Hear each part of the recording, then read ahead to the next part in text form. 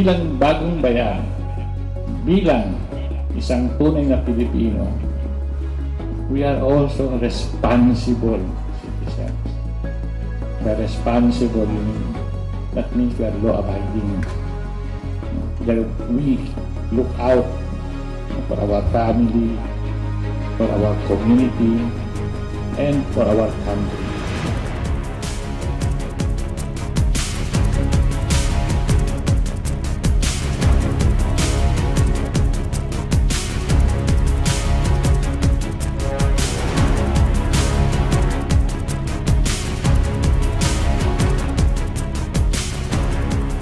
Hindi mo kailangan mamatay para sa bayan nyo. But give your country the dignity it deserves. And give your countrymen the dignity they deserve.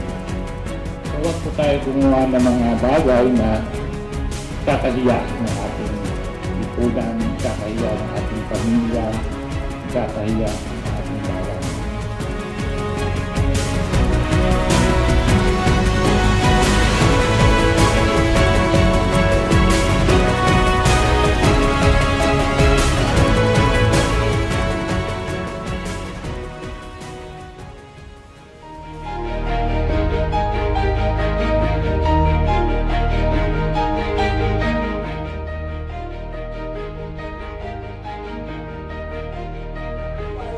Hindi, alam nyo, sabi nila, pagka na galit ka sa isang tao, turuan mo mag-tong eats. Sigurado, lulugmok yun.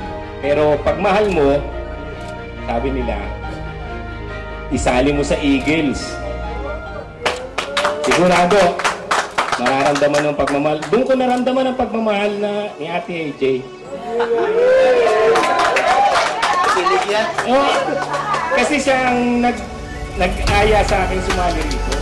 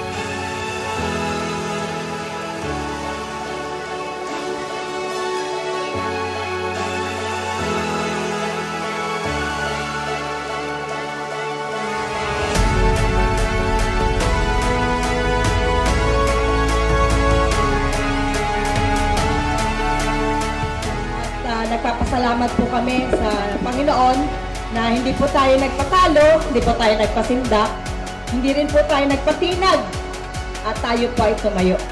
At hanggang ngayon ay tumatayo tayo.